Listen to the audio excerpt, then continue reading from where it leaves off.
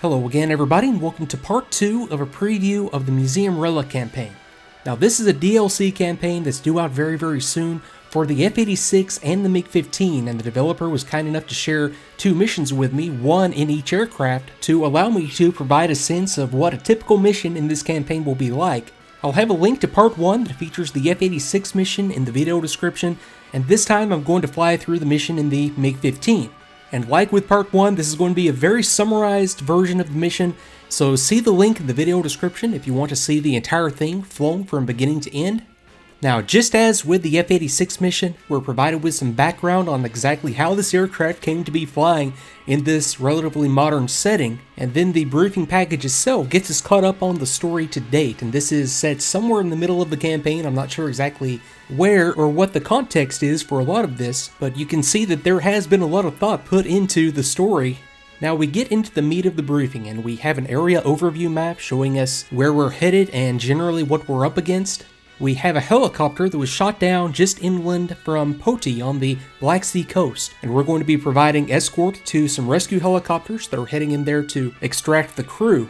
So essentially we're just following the coast down south to Poti for about 90 kilometers from our base at Tsukimi, the same base we flew the F-86 mission out of. We're linking up with these helicopters, and then we're all pressing inland to secure the crash site and get the crew out of there. And again, you can see the mission designer puts his airline pilot background to use and gives us a very clear picture of what the situation is, how to get there, how to get back, and how to make this link up with the helicopters go correctly. So from there, I head out to the ramp, hop into the MiG-15, and get it started up. The first time I've had the opportunity to do this in quite some time, mainly due to lack of missions like this to give me a reason to fly it.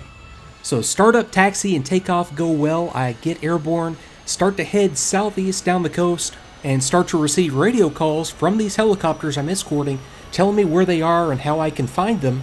And as we head in, I was able to very easily identify the location with the downed helo. It was just out there in the middle of the field, and I start to scan the area for targets on the ground and in the air.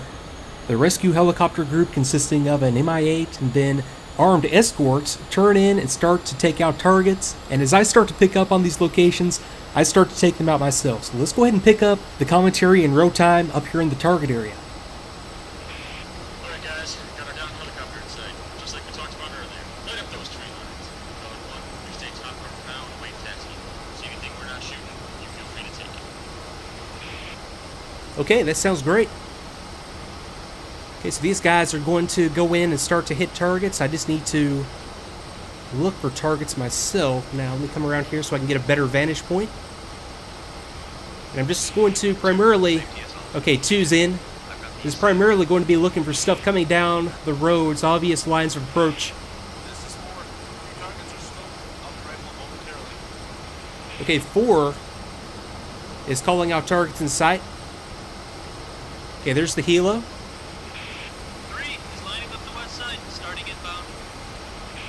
Okay, there's some hits down there on that town. I'm not seeing any. Okay, I do see a ground target right there where they're firing.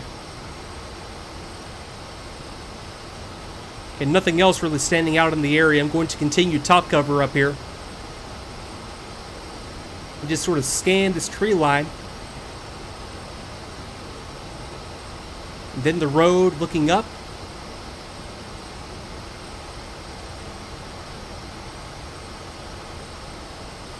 Yeah, got some good stuff burning down there. That still looks like a, yeah, possibly a dead vehicle right there by, okay, that's somebody shooting at a helicopter right there by that fire.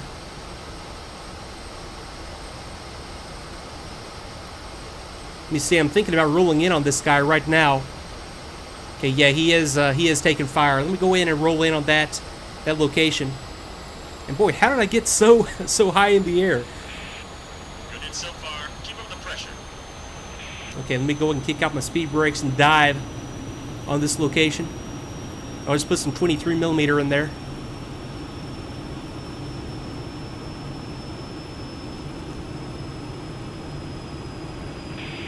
Looks like we got some vehicles northeast of the crash site heading into the fields. Okie doke. Yeah, I never could get a good lineup on that one. Okay, vehicles. We're starting our orbit around the downed hive. We've Okay, that looks like a better target right there. A group of vehicles coming in. Okay, let me light these guys up with a 37.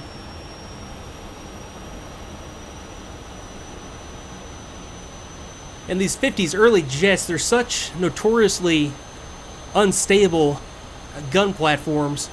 So it's really hard sometimes to get really lined up well and just be able to let the paper walk up, although I think I've got it nailed this time. Trim is sort of challenging to nail down on these, so let's go for right about there.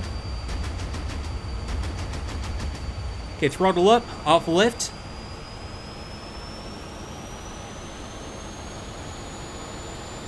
Okay, they're shooting back at me now. Okay, I think I got one on that pass. Okay, I've got the helo in sight. Now let me just come back out here, scan right for anything in the air, anything on the road. Okay, I think I'm still good. Let me come back around, put some more fire onto that group. Okay, those are the helos right there. Okay, I've got to do something about this guy. Let me go in on this guy with some 37. As he was shooting at my helos. It is.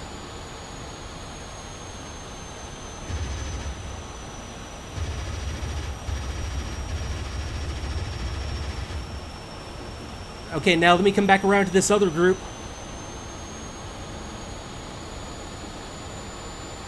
Okay, I've got a group firing from the tree line down here. Rescue 1 is on the ground.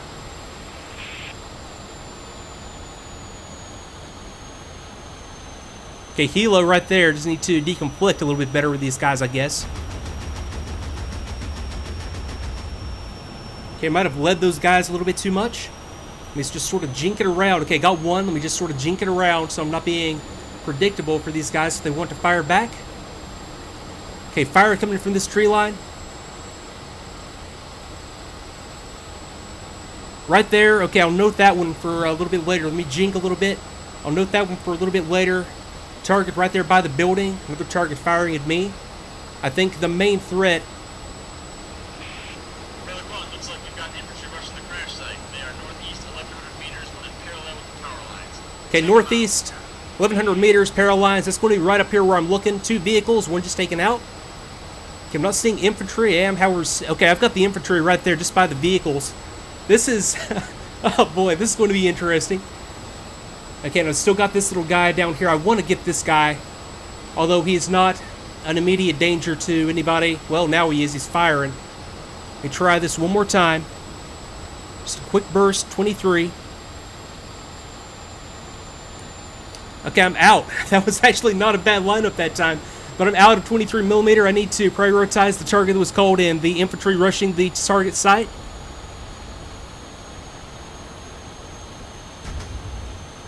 And I'm out of ammo. Okay, I've done all that I really can, other than just come up here and just provide basic top cover. Okay, these guys, helos below me, are taking fire. I'll just do a show of force down here over...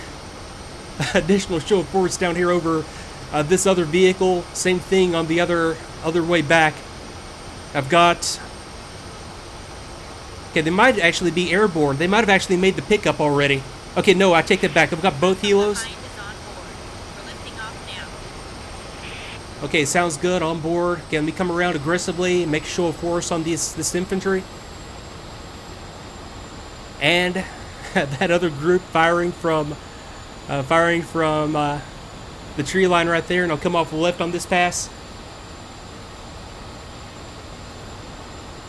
Now I'm just trying to draw any fire away from these helos that I possibly can. Oh, this should be cool. There it goes. Nice job, guys. Let's head home now. Everyone is cleared for RTB.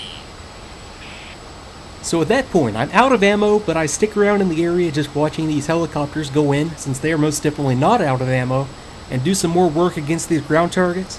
And then once the situation is settled down, I start to head back to base. So the navigation couldn't be easier. It's just straight back up the coast. And in the full version of the mission, I go through and describe some of the techniques I was using well and then not so well during the strafing. And the gist of it was that I was very effective against the area targets, not very effective against the point targets, when it came to maintaining trim and getting some good attack runs, but there's more to come in the full version and in the TACVIEW debrief I do at the end of the full versions of missions, so be sure to tune in there if you want to see at least my conclusions about how everything went.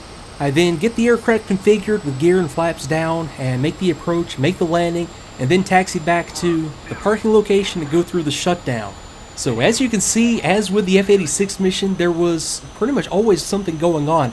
These were relatively short missions compared to, say the red flag missions in the A-10 or the F-15. And from what I've seen so far, just a lot of fun to fly.